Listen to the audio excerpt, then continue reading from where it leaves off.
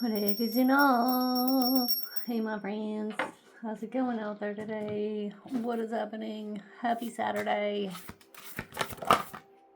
Here's your message from Bhagavad Gita today. It's chapter 6 and 211. Ooh. Friend or enemy?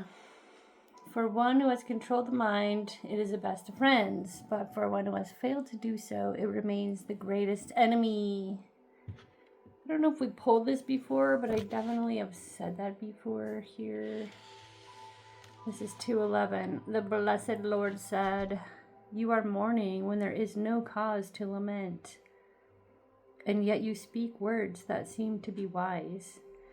The truly wise lament neither for the living nor for the dead." Let's read that one. Om Namo Bhagavate Vasudevaya. Om Namo Bhagavate Vasudevaya. Om Namo Bhagavate Vasudevaya. 211. I'm going to read this one. The blessed Lord said, "While speaking learned words, you are mourning for what is not worthy of grief. Those who are wise lament neither for the living nor for the dead." Purport. The Lord at once took the position of the teacher and chastised the student, calling him indirectly a fool.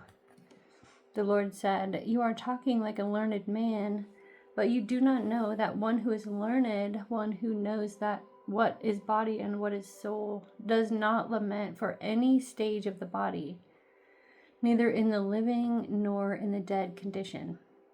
As it will be explained in later chapters, it will be clear that knowledge means to know matter and spirit and the controller of both." Arjuna argued that religious principles should be given more importance than politics or sociology, but he did not know that knowledge of matter, soul, and the supreme is even more important than religious formularies. And because he was lacking in that knowledge, he should not have posed himself as a very learned man.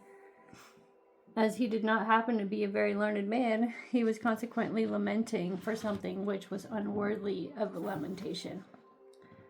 The body is born and is destined to be vanquished today or tomorrow. Therefore, the body is not as important as the soul. One who knows this is actually learned, and for him there is no cause for lamentation, regardless of the condition of the material body. Hari Bol. Thank you, Krishna. Let's see, something from Nectar of Devotion. Krishna's transcendental qualities. We're on artistic. One who can talk and dress himself very artistically is called Vidagdha. This exemplary characteristic was visible in the personality of Sri Krishna. It is spoken of by Radharani as follows: "My dear friend, just see how Krishna has nicely composed songs, and how he dances and speaks funny words and plays on his flute, wearing such nice garlands. He has dressed himself in such an enchanting way, as though he had defeated all kinds of players at the chessboard. He lives wonderfully at the topmost height of artistic craftsmanship." Krishna. Oh my goodness. Oh my goodness. Let's see. Life loves you. Look at that. It is safe to ask for help. Somebody might need to hear that today.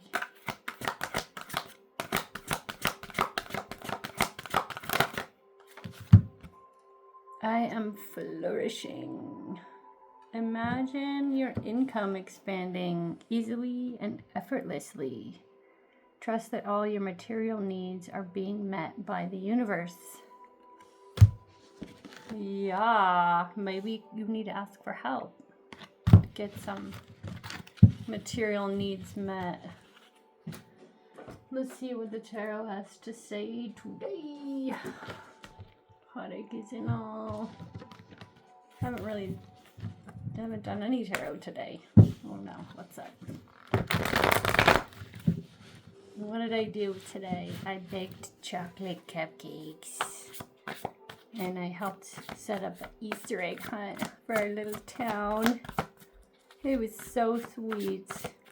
Okay, a message for the collective.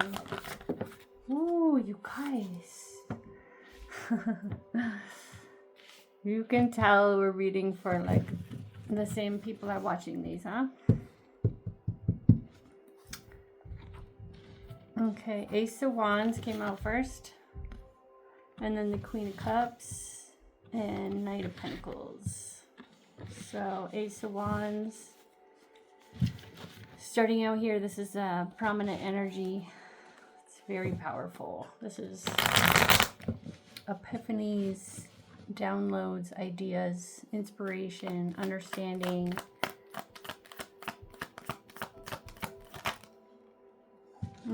About an ending. These are both ending cards, the World and the Ten of Swords. It's maybe seeing an ending in a whole new way.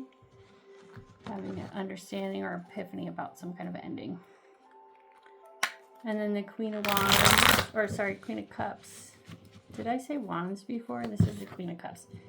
She's very intuitive, emotionally connected, kind of, it's a watery energy, like water signs. So is this moon. It just flipped and then flipped again, like it didn't really want to be seen, which is also very moon-like. This feels like a lot of deep things going on. Some of you are probably still feeling this full moon. I know I am. The moon was on Wednesday. The things that get stirred up and revealed and brought to light, it can be really emotional. It can be really watery. It feels like swimming in this energy. It's not very clear. It doesn't feel like a lot of clarity. It feels like emotional and kind of almost drowning in it. I want to say drowning in some emotion or some feelings. And then Two of Cups is out here, which can be connection, can be with the divine, can be with another person. Maybe a child or childlike energy. You could be communing with your own inner child. The Knight of Pentacles is out here, and this is about long-term stability. So if this is coming out for you, it's because you're thinking about your long-term security or investments. And the Five of Cups is out here too, meaning like you also look back and say, man, I invested that one thing before and that didn't work out. Some of these things did not work out. And so the Hanged Man and the Six of Swords. The Six of Swords is about moving on to calmer waters. The Hanged Man is some hesitancy about moving on. Because of what's gone on in the past, because of fears and anxieties about what may come in the future. It's like wanting to invest and focus on this long-term investment, but also looking back at what went wrong in the past, what could possibly go wrong in the future, and that leaves this kind of like meh, kind of this bratty feeling like, yeah, I mean, I have all these things going on, but what about that? It's not really fully satisfied, but it's also probably because you don't really have the full picture of everything yet. It's a little overwhelming. It's a little foggy. Not clear. Foggy. And so I'm going to get some advice for this, but as some kind of preview, I feel like I'm seeing the Death card here, which is about a major transformation. So sometimes things get really messy before a major transformation. And I think it's meant to be that way. Don't fight whatever's going on in the 3D world. This really doesn't always line up with what's going on spiritually. Just trust what's going on spiritually for you. Okay, can we get some advice, please? Whoa! The devil just jumped out there. That's I feel like we should address the devil in the room. These are your vices, your obsessions, your self-sabotage, your bad habits, your fears, your anxieties.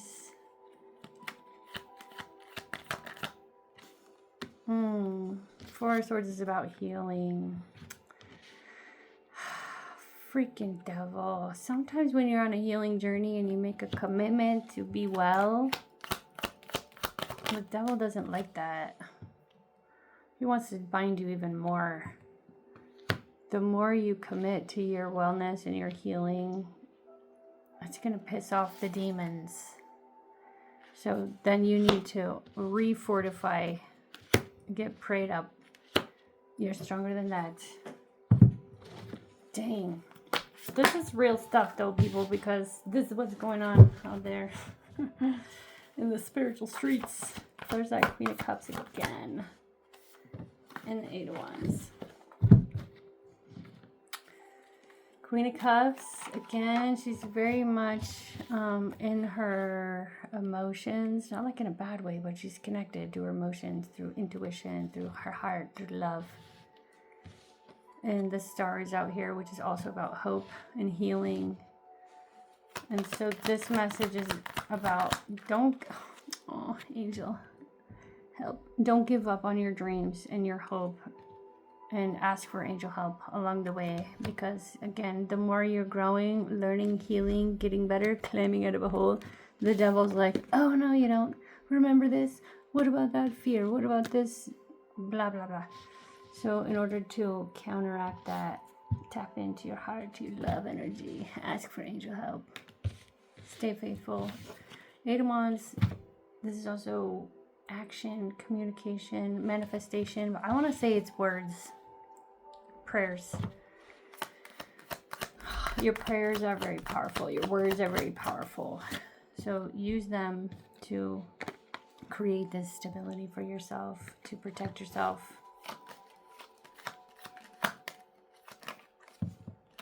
Yeah, commune with your ancestors, angels, spirit guides, and walk away from whatever is not serving you, whatever doesn't line up with your growth energy.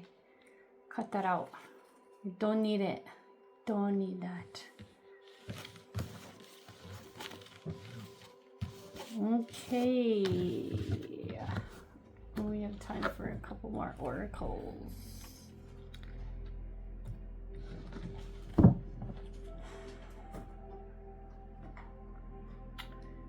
Native spirit.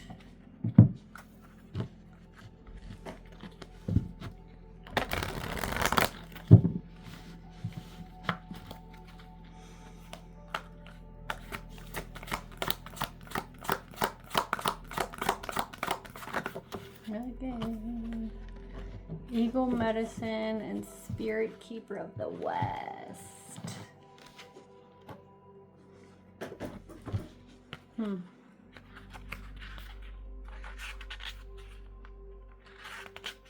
Eagle medicine. Sorry. Card meaning profound connection to the Creator and the heavenly realms. As the eagle soars high above the earth, it has the ability to see things from a higher perspective. Courage and stamina are filling your life. You have the ferocity to right injustice and wrongs done to you or others. This is the time to face fear and overcome it. If the Eagle Medicine card has chosen you, you are at the advent of the opportunity to truly see life from a rarefied vantage point. Eagles are considered one of the most sacred of all birds in many tribes and cultures. Their single-minded fierceness, dynamic energy, and ability to soar high are part of the reason for this. This card reminds you to take heart and face fear. You do indeed have the strength to overcome any adversity. You also have a direct line to the Creator. Your prayers are heard and will be answered in accordance with your highest good. You have the capacity to channel extraordinary life force energy through your hands. Ah, cool. Spirit Keeper of the West.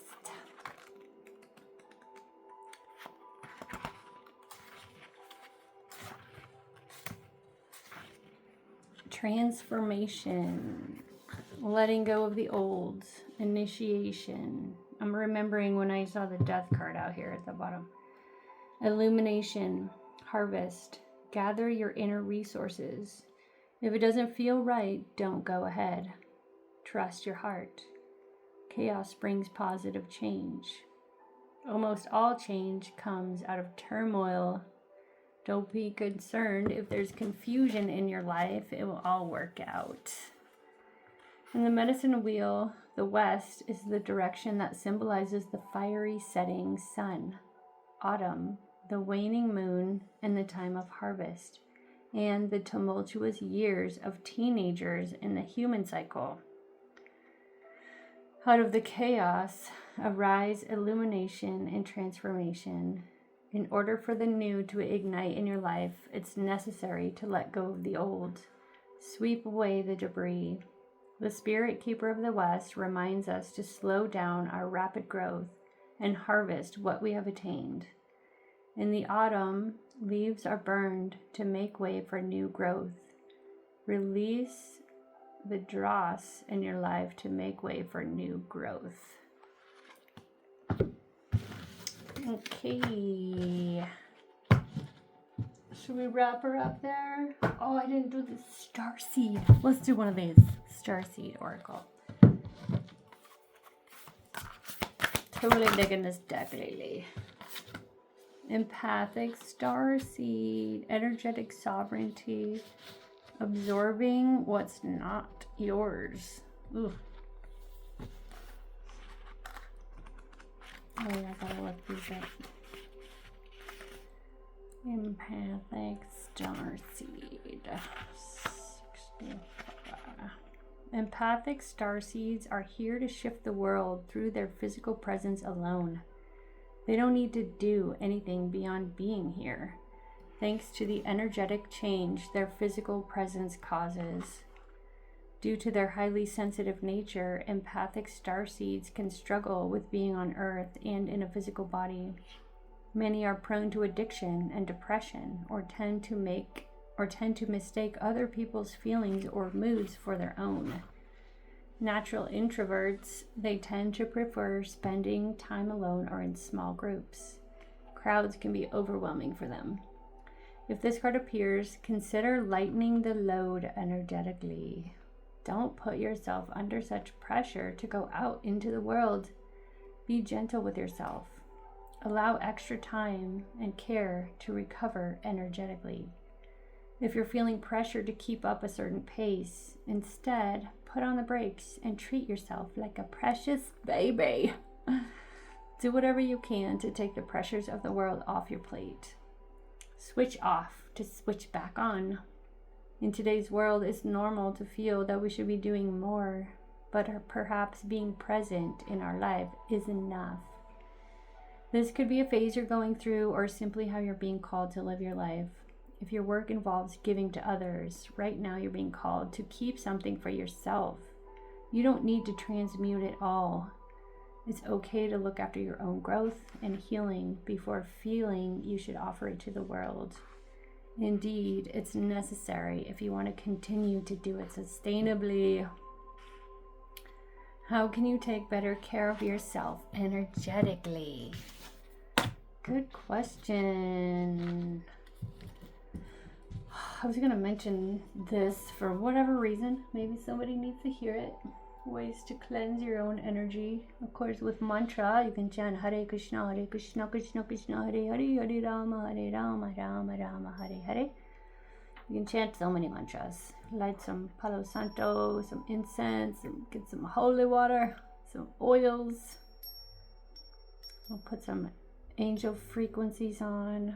Raise your vibration. It can pick up your mood and just pick up your whole spirit. Okay, I'm going to wrap up here. Have a great rest of your day, everybody. Join us back here very soon. I hope you're doing well. Hope everybody's peaceful. Hare Krishna. Hare Krishna.